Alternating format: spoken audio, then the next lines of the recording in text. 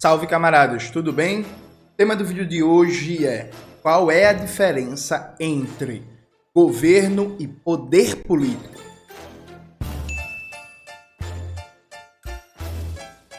Antes de começar propriamente o tema do vídeo do canal, quero muito agradecer a você que ajuda a manter e melhorar nosso canal a partir do Apoia-se. Seu apoio é fundamental para a gente continuar o nosso trabalho. Camaradas, note, recentemente eu lancei um vídeo, né? Frederico Crepe analisa a relação entre Ciro Gomes e a esquerda radical. Coloca aí na tela, pessoal, por favor. E aí, depois que eu lancei esse vídeo, a Croizinha fez um react do vídeo. Eu estava assistindo, comentando no chat, e aí teve algumas dúvidas sobre como eu caracterizo a diferença entre poder e governo, né? E aí, em homenagem à Croizinha e o chat, estou gravando esse vídeo. Então, este vídeo, o fato dele existir é responsabilidade do canal da Croizinha. Inclusive, coloca aí, Maxwell, na tela, por favor, para quem não conhece, se inscreva. É um canal muito bom. Inclusive, tem ótimas músicas de abertura dos vídeos. Bom demais. Vamos lá, gente. Vamos lá.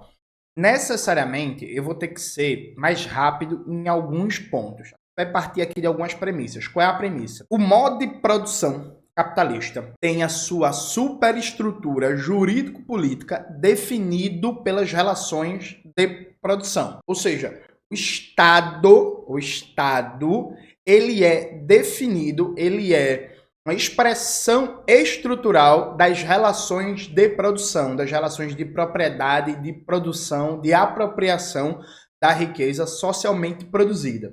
Eu quero ler aqui rapidamente para vocês um trecho do Contribuição à Crítica da Economia Política, do Marx, edição da Expressão Popular. Coloca aí na tela, Maxwell, por favor. Da página 46 para a página 47, o Marx diz o seguinte: o primeiro trabalho que empreendi para resolver as dúvidas que me assaltavam foi a revisão crítica da filosofia do direito de Hegel, trabalho cuja introdução apareceu nos Anais Franco-Alemães, publicados em Paris em 1844, minhas investigações me conduziram ao seguinte resultado: as relações jurídicas, bem como as formas do Estado, não podem ser explicadas por si mesmas, nem pela chamada evolução geral do espírito humano. As relações têm, ao contrário, suas raízes nas condições materiais de existência, em suas totalidades. Condições estas que Hegel, a exemplo dos ingleses e dos franceses do século XVIII, compreendia sob o nome de sociedade civil. Cheguei também à conclusão de que a anatomia da sociedade burguesa deve ser procurada na economia política. E aí, um pouco mais à frente, Marx diz: o resultado geral a que cheguei e que, uma vez obtido, serviu-me de guia para meus estudos, pode ser formulado resumidamente assim: na produção social da própria existência, os homens entram em relações determinadas, necessárias, independente de sua vontade. Essas relações de produção correspondem a um grau determinado de desenvolvimento das forças produtivas materiais. A totalidade dessas relações de produção constitui a estrutura econômica da sociedade, a base real sobre a qual se elevam a superestrutura jurídica e política, e a qual correspondem formas sociais determinadas de consciência. O modo de produção da vida material condiciona o processo da vida social, política e intelectual. Então essa aqui é uma premissa teórica. Há um debate gigantesco sobre como se constrói essa superestrutura jurídico-política do capitalismo, em que o locus central está no Estado, a partir das relações de produção. Você tem, por exemplo, a escola alemã, a escola da derivação. Você tem um debate francês, a chamada escola da regulação.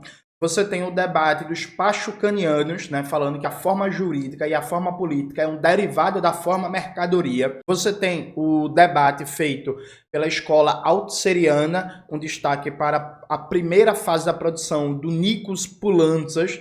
Então, assim, tem aqui debates variados. Para sintetizar o tema, eu recomendo o livro do Jaime Osório, O Estado no Centro da Mundialização, publicado pela editora Expressão Popular, que eu acho que explica muito bem, de maneira didática, porque a estrutura jurídico-política é um reflexo dinâmico das relações de produção. Beleza? Beleza. Dito isto, isso está consolidado no marxismo clássico, Marx, Engels e Lenin, né? E o Estado A forma política, a forma jurídica corresponde à configuração das relações de produção. E o Estado é o centro de exercício do poder político. Pense a coisa não como só existe poder político no Estado. Não. Existe um sistema de dominação, um termo que o Rui Mauro Marini gostava muito, sistema de dominação político, e o centro, o locus desse sistema de dominação política é o Estado. Tem um texto muito bom do professor Armando Boito Júnior fazendo uma crítica a Foucault, que para alguns a crítica a Foucault não é boa, mas a despeito disso, o professor Armando Boito Júnior argumenta muito bem que o locus, o centro estratégico de exercício do poder político na sociedade é o Estado. E não significa que o Estado seja o único espaço de exercício do poder político. Por quê? O marxismo, ao mesmo tempo que sempre entendeu que o Estado é o centro de exercício do poder político no sistema de dominação, sempre compreendeu que a burguesia tem poder político para além do exercício direto do poder político no Estado. Por quê? A burguesia ela detém a riqueza na sociedade capitalista, né? Então ela tem capacidade de mobilizar recursos, de pautar o debate público, de ter estruturas próprias de aparelhos ideológicos e repressivos para determinar os rumos políticos da sociedade. Isso fica de maneira mais clara, por exemplo, a partir da Revolução Russa. Em outubro de 1917, os bolcheviques tomam o poder político, a primeira revolução socialista do mundo. Perfeito? Poucos meses depois, Lenin refletindo sobre a Rússia no pós-revolução, olha o que o Lenin diz. Vou colocar aí na tela para vocês. Ainda durante muito tempo depois da Revolução, os exploradores conservam inevitavelmente uma série de enormes vantagens factuais. Mantêm o dinheiro, certos bens móveis, muitas vezes significativos, conservam relações, os hábitos de organização e de administração, o conhecimento de todos os segredos, costumes, processos, meios, possibilidades da administração. Conservam uma instrução mais elevada, a proximidade com o pessoal técnico superior que vive e pensa à maneira burguesa, conservam, isso é muito importante, uma experiência infinitamente superior na arte militar e assim por diante. É uma citação de Lenin do livro Democracia e Luta de Classes, publicado pela Boitempo. Então, Lenin falando assim, ó, a gente conquistou o poder do Estado, mas isso não significa que a burguesia não tenha mais poder. Né? Por quê? O Nikos Poulantzas, no livro Poder Político e Classes Sociais, ele define poder político como a capacidade que uma classe ou um conjunto de classes e frações de classe tem de impor a sua vontade às outras classes sociais. Então, veja, no capitalismo, as classes dominantes, elas conseguem impor a sua vontade, os seus interesses político-econômicos e ideológicos às outras classes. Nesta capacidade de impor a sua vontade, o seu interesse político-econômico estratégico, o Estado é central, o governo é central, mas o poder da classe vai muito além de ganhar o governo numa eleição ou não. A gente consegue, inclusive, perceber isso pelo nosso dia a dia. Então, por exemplo, a gente fala bastante do papel da mídia burguesa, pautando o debate público. Pouca atenção é dada a rede de aparelhos privados de hegemonia que a burguesia tem, né? ONGs, think tanks, institutos, financiamento de movimentos, de institutos de pesquisa, de máquinas de fazer lobby. Tem uma corrente acadêmica muito interessante no Brasil, que eu conheço, e pode ser ignorância minha, mas eu conheço muito associado à professora Virginia Fontes, eu já vi ela orientando várias pessoas que fazem esse estudo, que é analisar a rede de aparelhos privados da burguesia para além do governo, como forma, inclusive, de controlar e pautar a ação do governo. Recentemente chegou aqui em casa esse livro, rapidão que eu vou pegar aqui para você estar aqui do lado. O Partido da Fé Capitalista, Imperialismo Religioso e Dominação de Classes no Brasil, do Rodrigo Sá Neto. Coloca aí na tela, Maxwell, também, por favor. Por exemplo, é um livro que faz um estudo sobre a rede de aparelhos privados de hegemonia e a sua capacidade de pautar o debate público e definir os rumos da política governamental. A Expressão Popular também publicou um livro muito interessante sobre a direita no Brasil, desde a redemocratização até agora, que analisa essa série de aparelhos privados de hegemonia da burguesia. Então, a burguesia ela tem várias capacidades para pautar o governo, para pautar a política estatal nos seus diversos níveis, né? Coisas mais visíveis são a imprensa, na hora da eleição, o financiamento dos partidos burgueses, o maior espaço que os partidos burgueses têm. Mas assim, se você for parar para fazer um estudo detalhado, você vai ver que a burguesia ela tem várias capacidades de pautar a política governamental por fora do governo, inclusive um elemento de imbricação entre aparelhos privados de hegemonia e os aparelhos do Estado, da burguesia, como ela consegue definir as políticas governamentais. Então, em dois níveis diferentes, a coisa é assim. A própria forma política do Estado é burguês. Massa porque uma expressão das relações de produção. Isso não é mecânico, isso é dinâmico, mas o Estado é uma expressão das relações de produção. Não é coincidência que todo Estado burguês defende a propriedade privada dos meios de produção e a acumulação privada da riqueza socialmente produzida. Isso em um nível. Em outro nível de abstração menor, a burguesia, por ser proprietária dos meios de produção, por ser rica, por controlar a riqueza socialmente produzida, ela tem maiores capacidades políticas, organizativas, ideológicas e de relações pessoais para definir a política do governo. Então, disputar um governo na democracia burguesa é como se fosse um time da Série B disputando contra o Real Madrid no Santiago Bernabéu. É isto. Disputar o governo na democracia burguesa é como se fosse um time da Série B do Brasileirão, né?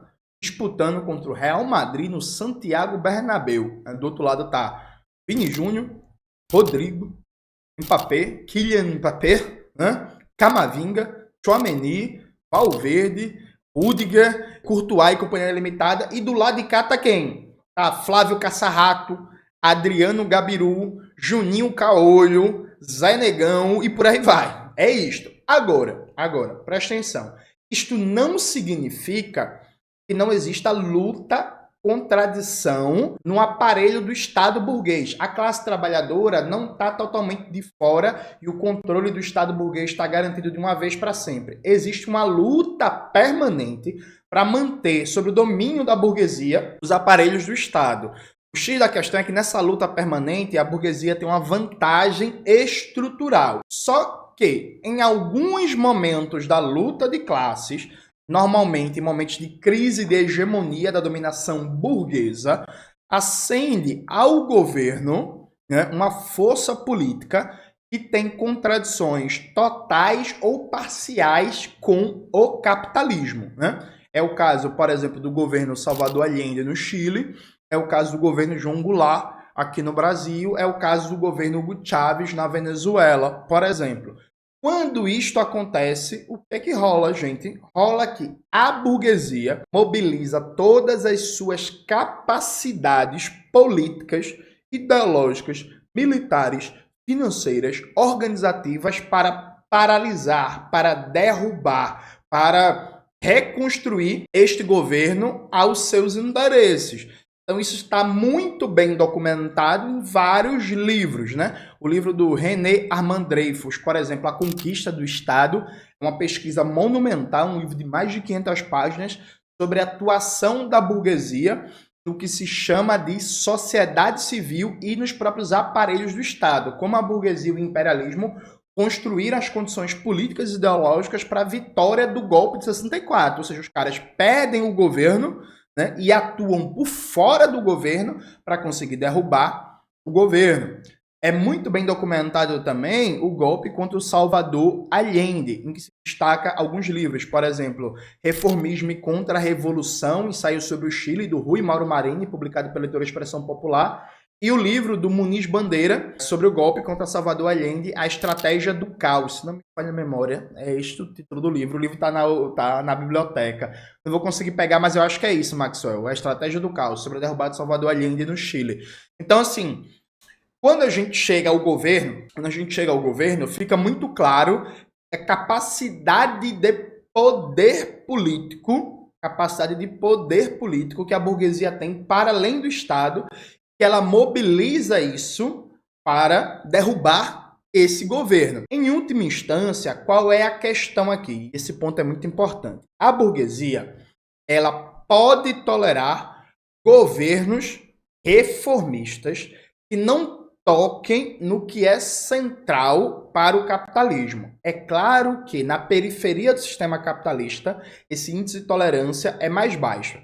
Se você tem um governo que se propõe a transformar radicalmente as relações de produção, ainda que nem sequer seja no sentido socialista, era o caso do governo João Goulart. O governo João Goulart queria fazer uma reforma agrária, criar 10 milhões de novos proprietários de terra no Brasil e esse ponto é muito importante, as pessoas esquecem disso, e eu só vim me dar conta disso com centralidade ano passado. Na disposição de reforma agrária do João Goulart, era obrigatório que toda propriedade rural no Brasil produzisse também para o mercado interno. O governo João Goulart queria proibir a existência de uma propriedade rural, uma propriedade agrária que só produzisse para o mercado externo, entenderam? Então, assim, seria o golpe de morte na burguesia agroexportadora, né?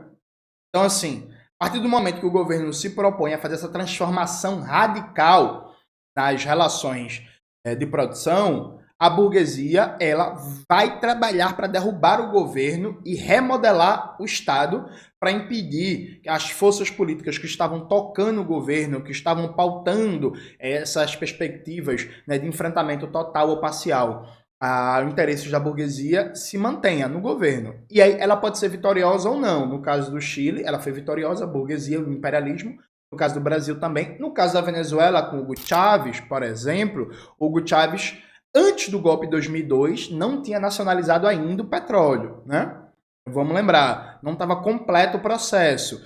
Um dos motivos centrais para levar o golpe foi impedir a nacionalização do petróleo. Então, a burguesia interna é ligada aos monopólios estrangeiros que controlavam a exploração de petróleo na Venezuela. A partir do momento que o governo Hugo Chávez se propôs a alterar radicalmente aspectos das relações de produção, a burguesia e o imperialismo foram para um golpe de Estado, mobilizaram suas capacidades políticas para derrubar o governo. No caso do governo Hugo Chávez, não deu certo. Então, veja, a questão para mim é o seguinte, a gente nunca pode cair na ilusão de chegar ao governo é chegar ao poder político. Poder político é um fenômeno complexo que emana de uma série de capacidades políticas, econômicas, organizativas, ideológicas, militares, de impor seu interesse político estratégico à sociedade. O poder político passa pelo Estado, passa pelo governo, mas vai muito além. Tanto é assim que se a burguesia perde o governo, ela não necessariamente está sem poder político. Perfeito? Do mesmo jeito que mesmo quando tem uma revolução e a burguesia perde o Estado, ela não deixou ainda de ter poder político. Essa ponto aqui me parece fundamental. Acho que isso está esclarecido. Perfeito? Qualquer dúvida aí, vocês colocam nos comentários. E aí, é até fácil explicar isso. Por exemplo, vamos imaginar que amanhã, tem eleição no Brasil, eu fui eleito presidente. João Manuel, comunista, presidente. Aí eu digo assim, a partir de hoje vai se proibir, só dar um exemplo banal para vocês, vai se proibir o uso de agrotóxicos no Brasil. Proibir o uso de agrotóxicos no Brasil. É um negócio bilionário, mais de 10 bilhões por ano só de importação de agrotóxicos no Brasil. 10 bilhões de dólares, viu, gente? Dólares. Veja, eu posso determinar isso pelo Estado. Significa que eu vou ter poder para impor isso? Não necessariamente, né? O bicho pega. Os latifundiários não vão querer parar de usar. As empresas de importação e produção de agrotóxicos vão fazer pressão na mídia burguesa, fazer pressão no parlamento, vão financiar sabotagem, vão tentar comprar diretores, funcionários do IBAMA, do ICMBio, da Anvisa, para não fiscalizar. Vai ser a guerra do fim do mundo. O fato do governo determinar algo não significa que o setor afetado, eita, porra, democracia, né? O governo foi eleito, o governo determinou uma coisa, e aí a gente se fudeu, ó. A gente não consegue mais, não tem o que fazer, temos que esperar a próxima eleição. Não é assim que funciona. Então, veja, hoje, infelizmente, está muito disseminado a ideia de falar, de chegar ao poder, né? Chegar ao poder. Quem acompanha meu canal com o tempo e presta atenção, já reparou que eu não falo de chegar ao poder, eu falo de chegar ao governo. Ah, Lula está no poder. Não, Lula não está no poder. Lula nunca esteve no poder. Lula está no governo.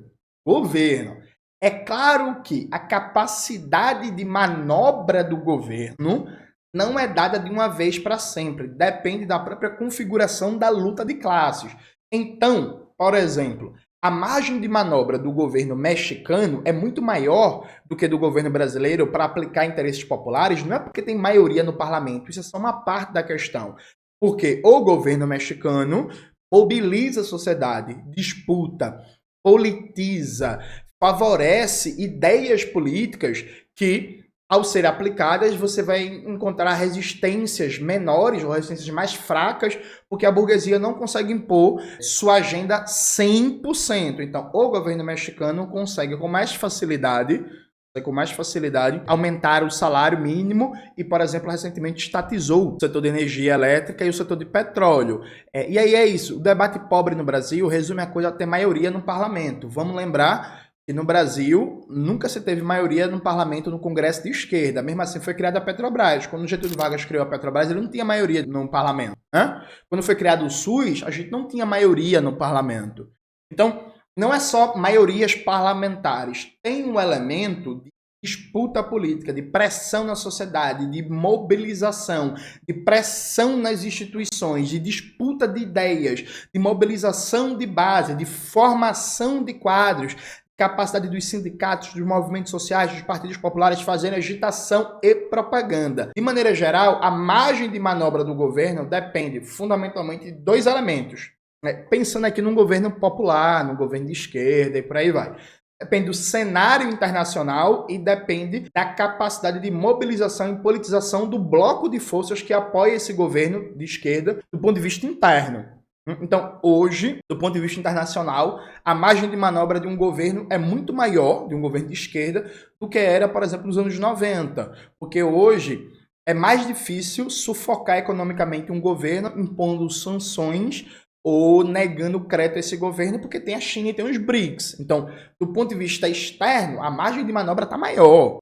Tem possibilidades de acordo tecnológico, transferências, financiamento, de acesso a crédito, de inclusive operações por fora do sistema SWIFT de pagamentos, controlado pelo imperialismo, muito maior. Tanto é assim que a Rússia, com as sanções dos Estados Unidos, não foi para o buraco, aprofundou suas relações com a China. O governo da Rússia não é de esquerda. Estou dando um exemplo da margem de manobra maior de contradição com o governo dos Estados Unidos, com o imperialismo estadunidense. Do ponto de vista externo, a margem é maior. O problema central do Brasil é do ponto de vista interno. A margem de manobra é pequena vis-à-vis a desorganização da classe trabalhadora e o governo Lula não quer comprar nenhum enfrentamento porque é um governo neoliberal. Então, ele não usa a margem de manobra que tem, haja vista como o governo está se afastando dos BRICS, e não quer ampliar essa margem de manobra.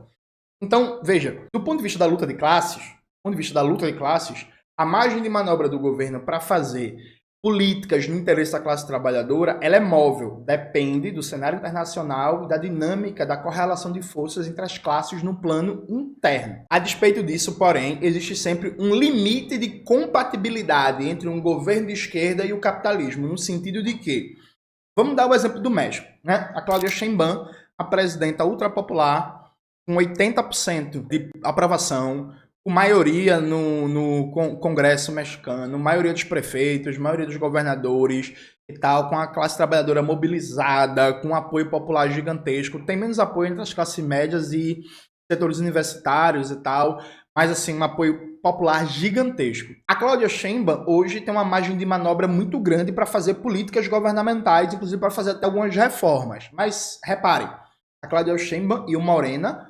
não colocam em perspectiva expropriar a classe dominante do México. Não colocam em perspectiva, inclusive, rever todas as privatizações do liberalismo mexicano. Pegaram o setor elétrico e o setor petroleiro como símbolo, remetendo à época do governo do general Cárdenas, inclusive, trazendo uma memória de por assim dizer, de um histórico nacional popular que emerge com a Revolução Mexicana, mas eles não se colocaram em perspectiva expropriar a burguesia mexicana, nem, inclusive, só setores da burguesia mexicana.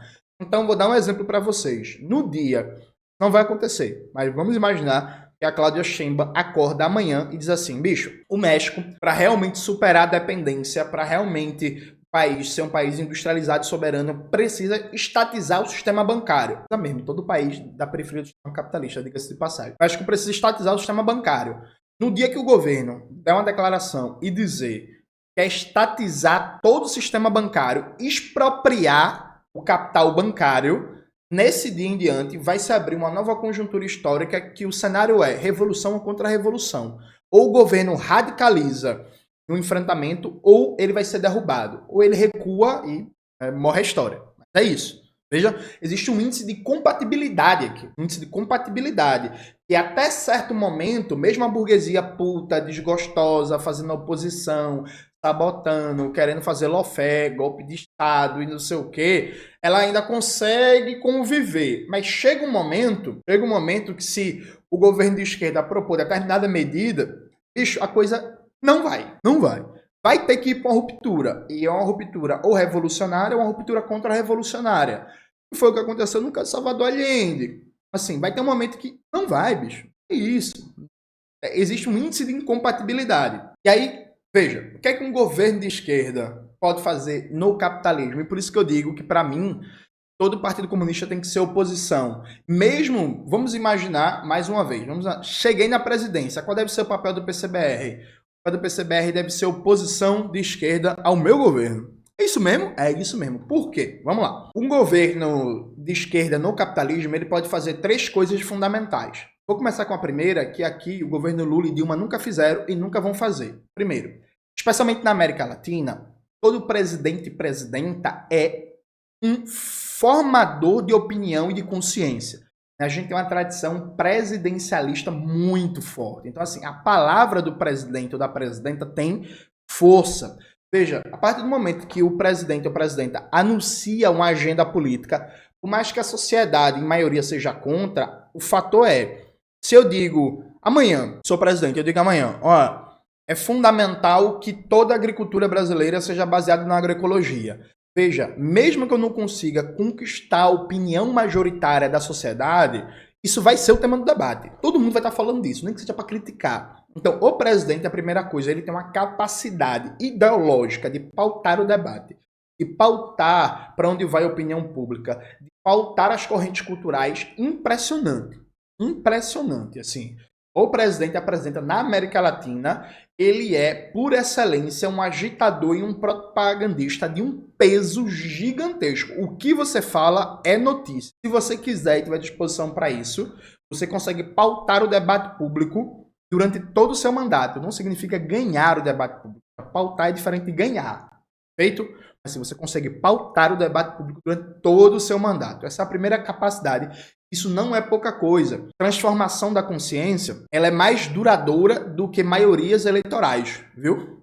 Então, no exemplo básico, a partir do momento que se estabeleceu uma hegemonia nacional desenvolvimentista, né, depois de 15 anos de governo Vargas, veja, o Eurico Gaspar Dutra ganhou a eleição pós-45 e tomou uma linha de governo totalmente diferente do que era o governo Vargas, né, do ponto de vista de política econômica. Isso não derrotou o nacional-desenvolvimentismo. Na prática, inclusive, o nacional-desenvolvimentismo, enquanto corrente de opinião, enquanto formatador da consciência de amplos setores da classe trabalhadora, só foi derrotado no final dos anos 80. Né? Pautou, em vários aspectos, a luta de classes e a política no Brasil. Então, formatar correntes de opinião, formatar a consciência, definir o que é tema, o que é debate, isso é um poder.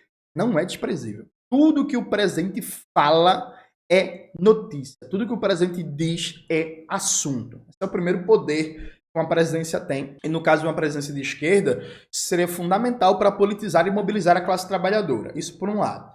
Segundo aspecto, o governo tem capacidades decisórias e de regulamento que é fundamental. E que mesmo que não sejam cumpridas à risca, né, elas interferem muito na configuração de forças na relação entre as classes, as frações de classes e os grupos sociais.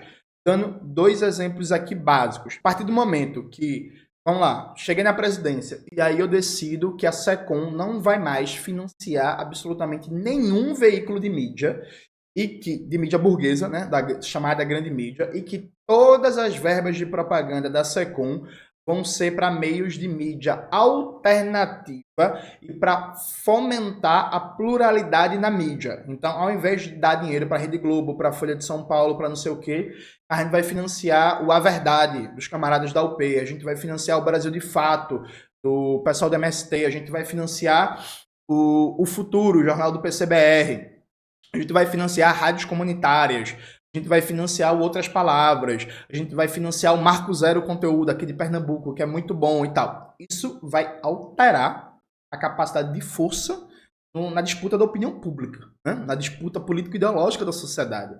Só eu deixar de dar verba da SECOM para financiar fundamentalmente com recurso público um circuito de mídia realmente alternativa e crítico. Alguém vai dizer assim, mas Jones, a Controladoria Geral da União vai dizer que é contra fazer isso porque tem um critério e audiência na hora da distribuição das verbas. Isso é mudado com portaria, vão com canetada. E a AGU fala que é contra, a gente banca e foda-se. E é isso. E no limite, inclusive, se a AGU bater o pé, sem vir decisão judiciária, acaba com as verbas da SECOM e libera via política de crédito, via, por exemplo, BNDES, incentivo financeiro para veículos de mídia alternativa a juros praticamente zero e não libera para os grandes meios de comunicação. E pau. Veja, isso alteraria. Do mesmo jeito que se o governo, no momento, compra uma briga dizendo assim, agora o Plano Safra vai mudar. O Plano Safra vai ser 70% para pequena e média propriedade e vai ter uma corrente de crédito especial para cooperativa de produtores, estimulando o cooperativismo pelo Brasil inteiro.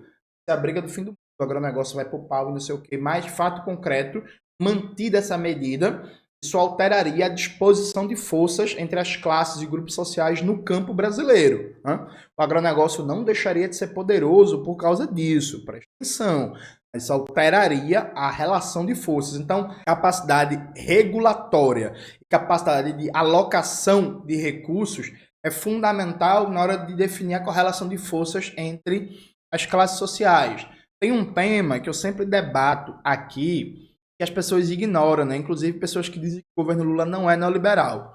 Veja, se você tem uma política econômica, sua prioridade é fortalecer serviços públicos com a administração pública, isso muda a correlação de forças na sociedade. Você está fortalecendo o funcionalismo público, consequentemente o sindicalismo público, consequentemente você vai ter mais professores e professoras, enfermeiros e enfermeiras, assistentes sociais, etc., com concurso público que vão se organizar em sindicatos, que vão defender reajuste salarial, que vão defender mais concurso, que vão defender fortalecer os serviços públicos.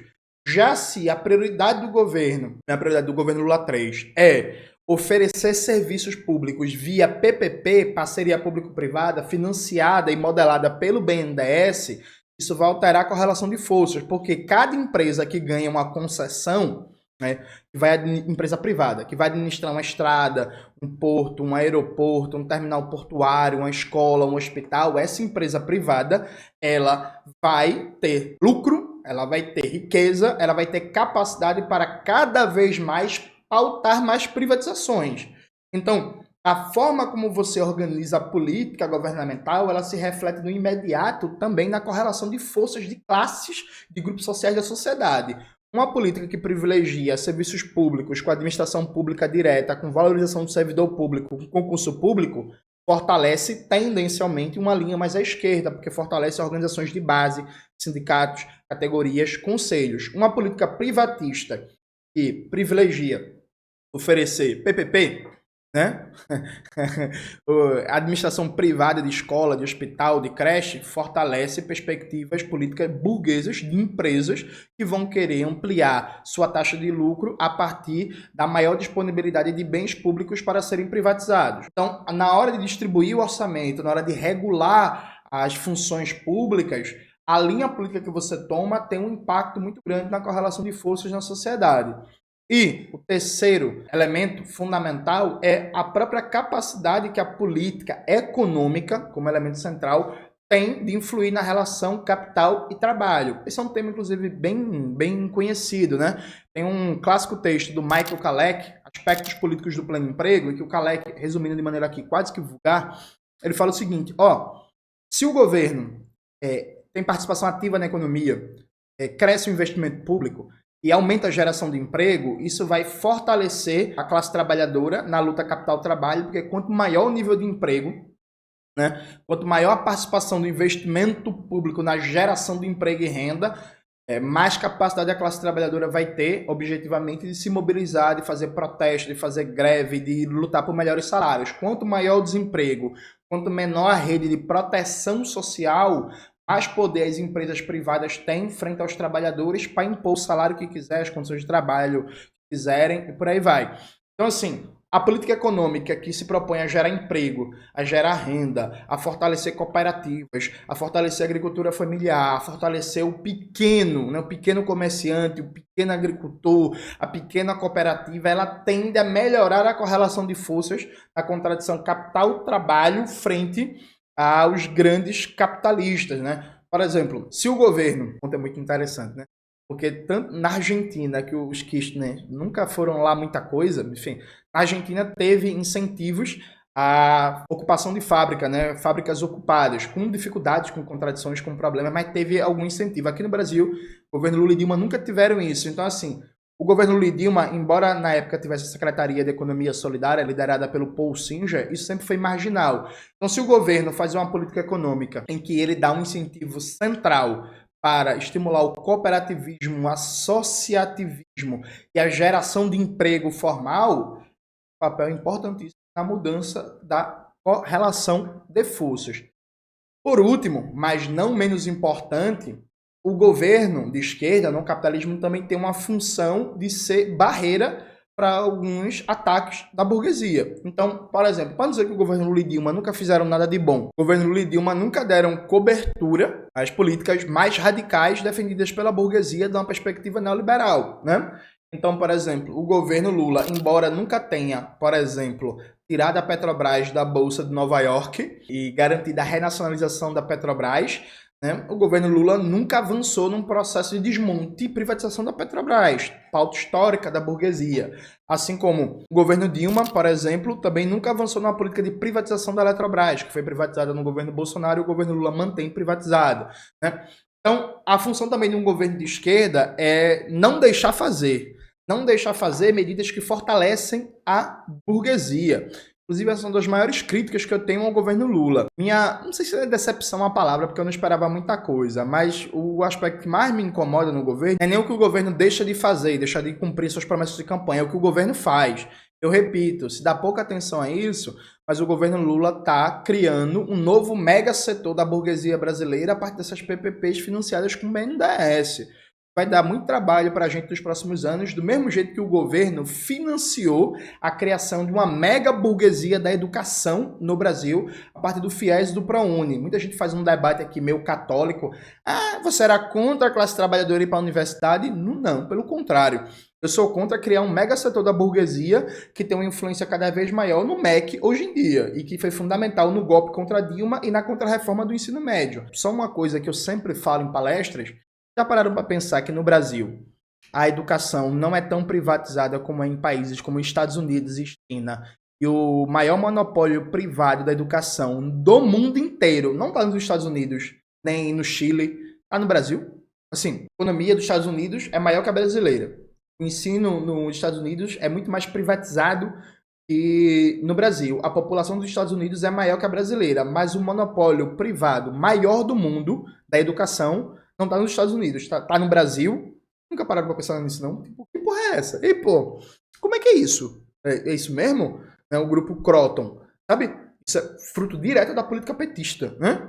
Do FIES e do ProUni. Então, um governo, ele também tem a função de não deixar avançar, brigar, de ser contra, de vetar. Foi aprovado no Congresso. O Congresso vai derrubar o veto. Beleza, é isso, vamos pro pau, briga, não sei o quê. O Congresso aprovou. O fato do Congresso aprovar uma legislação não significa que ela vai sair do papel. Se essa legislação depender, por exemplo, de investimento do executivo, o executivo desfinancia, não joga dinheiro lá e ela vira letra morta, como acontece direto no Congresso brasileiro. Tipo, a política do SUSP, do Sistema Único de Segurança, nunca saiu do papel. É isso, foi aprovado por uma série de motivos. Os seguidos governos nunca colocaram dinheiro e é isso, está aprovado, está no papel e não sai do papel.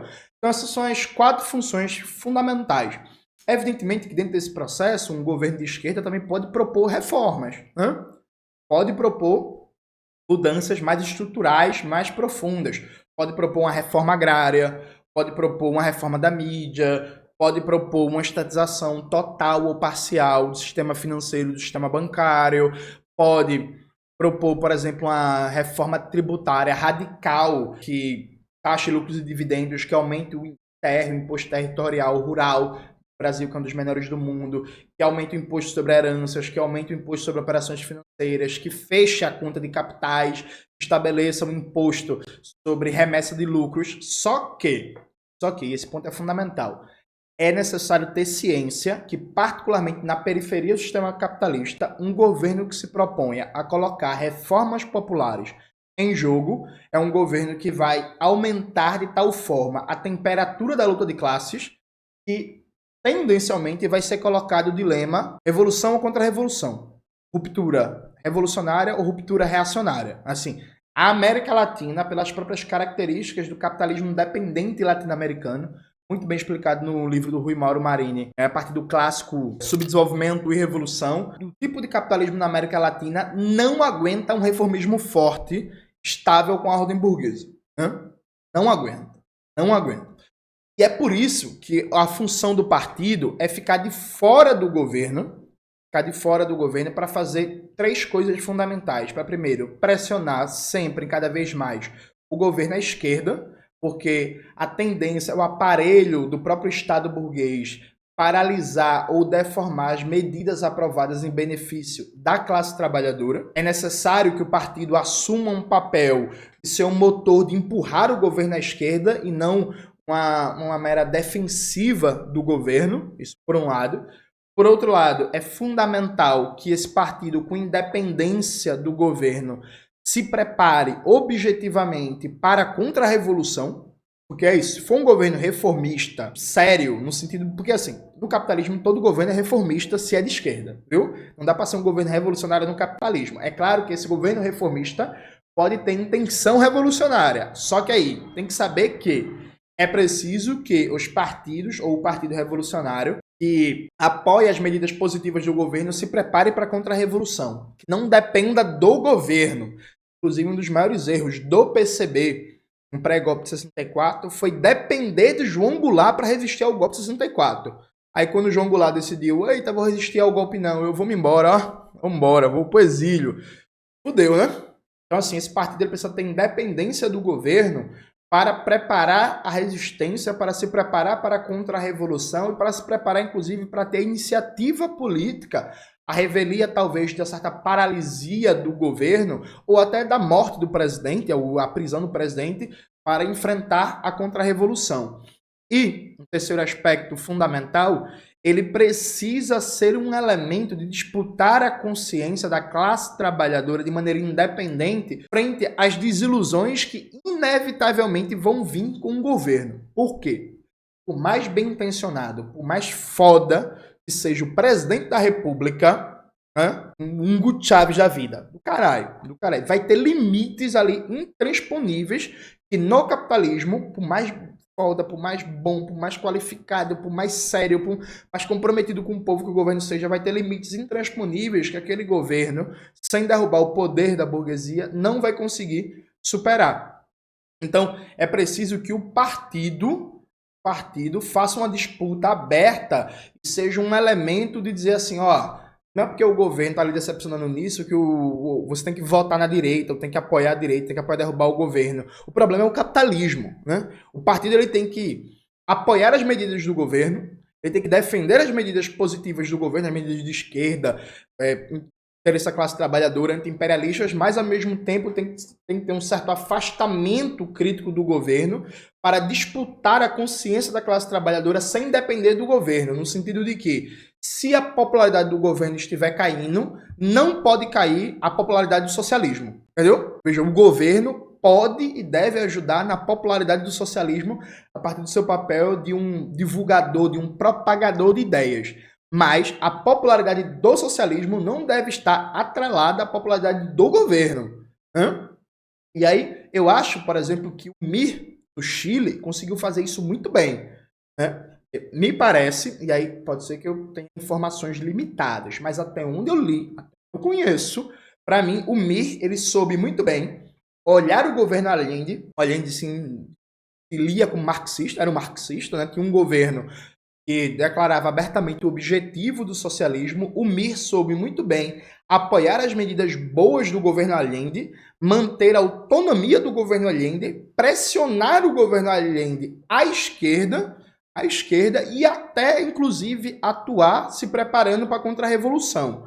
O MIR ele foi derrotado, infelizmente, pela ditadura do Pinochet, mas eu acho que, do ponto de vista de organização política, ali a gente tem um exemplozinho do que é, frente a um governo de esquerda, reformista, anti-imperialista que fala de socialismo, você apoiar o que é positivo no governo, pressionar o governo por fora, pautar uma agenda cada vez mais avançada, enfrentar a direita que está querendo derrubar o governo e, ao mesmo tempo, guardar autonomia política frente ao governo que está ali colocado. Então, me parece que essa é a síntese do que é a relação de um partido comunista com os governos burgueses, inclusive governos reformistas, anti-imperialistas bem intencionados que apontam para o socialismo. Eu reforço para que vocês leiam o livro do Rui Mauro Marini, O Reformismo e Contra-Revolução, Ensaios sobre o Chile. Eu acho que é uma das melhores obras para sintetizar o tema, né? Acho que dá lições ali muito importantes. Eu espero que desta vez tenha ficado claro. Alguém pode dizer assim, mas Jones, você não falou como é que se expropria, então, todo o poder político da burguesia. Então, não falei nesse vídeo, porque senão ele ia ficar maior do que já está. Meu foco era só mostrar que governo e poder são coisas diferentes. Chegar ao governo não significa ter todo o poder político na mão, que a relação entre governo, poder e as classes é um pouco mais complexa, dinâmica e densa do que aparece em alguns debates. O foco desse vídeo aqui não foi como expropriar toda a burguesia do poder, né? Enfim, não foi isso. Eu debato um pouco isso, inclusive faço uma reflexão teórica sobre como todo comunista tem que ser oposição de esquerda no capitalismo. No meu livro, Batalha pela Memória, Reflexões sobre o Socialismo e a Revolução no século XX, especialmente no capítulo que eu debato a obra da Rosa Luxemburgo, eu procuro fazer essa reflexão em texto, né? Tendo mais espaço para formular, teoricamente. Então, recomendo, por favor, quem quiser ler mais sobre o tema, compre meu livro, leia, que eu acho que vocês vão gostar. Então, é isso, galera. Espero que vocês tenham gostado do vídeo de hoje do canal. Não se esqueça de se inscrever no canal, ativar o sininho, curtir esse vídeo, compartilhar e tudo isso que vocês já sabem. Um beijo e até a próxima.